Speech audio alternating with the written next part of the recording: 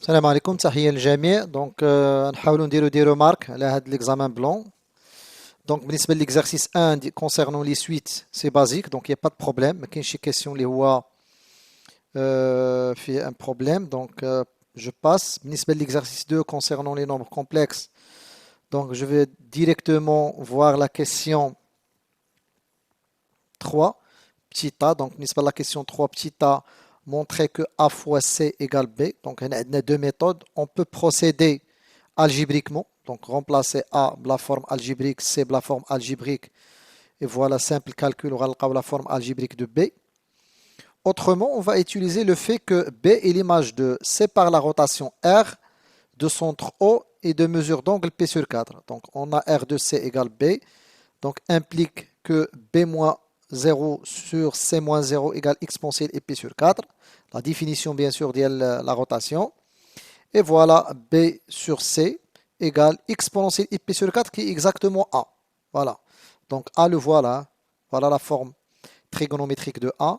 C'est 1 comme module ou P sur 4 comme argument. Donc, on voit exactement exponentielle de P sur 4. Sans problème. Bien. Donc, passons directement à la question petit b. Montrer que l'argument de B égale 1 demi l'argument de A. Donc, on a juste les opérations, elle a les arguments. Bien. Donc, on a, d'après la question petit a, B égale A fois C, implique B égale A fois B bar. Donc, par définition, C ou B bar. Passage de l'argument. Donc, l'argument de B congruent l'argument de A fois B bar. Les opérations de l'argument. Donc, l'argument de le produit ou à la somme des arguments. Donc, c'est l'argument de A plus l'argument de B bar. Et l'argument de B bar n'est que moins argument de B. Donc, on a trouvé que l'argument de B congruent l'argument de A moins l'argument de B.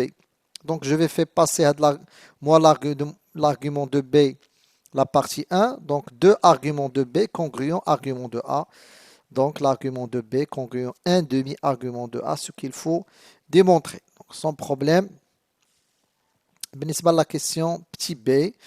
Donc, les autres questions, il n'y a pas de problème. Voilà, donc c'est basique, sans aucun problème. L'exercice 3 concernant les intégrales et les basiques, donc il n'y a pas de problème. Donc, vous pouvez voir la correction en PDF.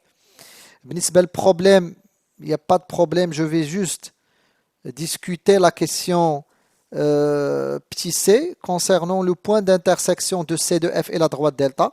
Donc, pour déterminer l'intersection de C de F et delta, il suffit de résoudre l'équation f de x égale y.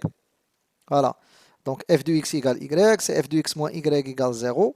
Remplaçons f de x moins y sa valeur. Donc, quotient est nul. Donc, le bast li غيساوي 0. Voilà. Donc, or, exponentielle moins x, il est toujours strictement positif. Donc, 2 moins x égale 0. Donc, x égale 2. Donc, les coordonnées du point d'intersection de C de F et delta est 2 comme abscisse. والأورثو ممكن نحسبه بدو méthodes. Il y a إما f de 2 puisque le point appartient à C de F ou là bien sûr نعوضو direct في l'équation ديال y لأن le point dit appartenant à delta. Pardon, il appartient à delta. Donc je peux directement remplacer l'équation de delta qui est y égale x moins 1. Donc remplaçons x ب 2 غنلقاو y هو 1. Donc sans problème.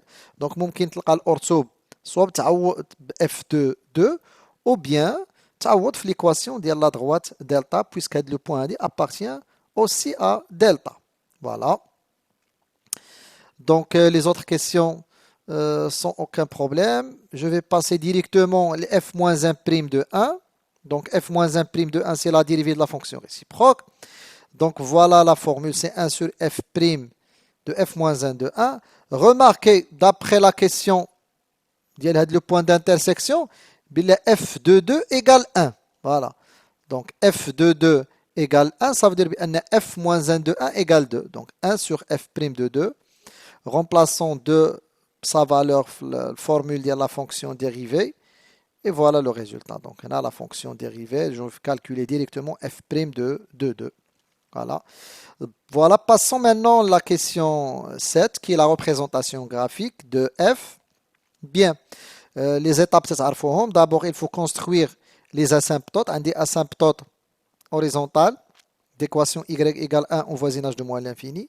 Ou un des asymptotes obliques, les هو delta au voisinage de plus l'infini, qui a une tangente horizontale en 0, puisque f' s'annule en 0. Et voilà la courbe d'Eli, donc la fonction décroissante tel 0, puis il va décroître tel plus l'infini.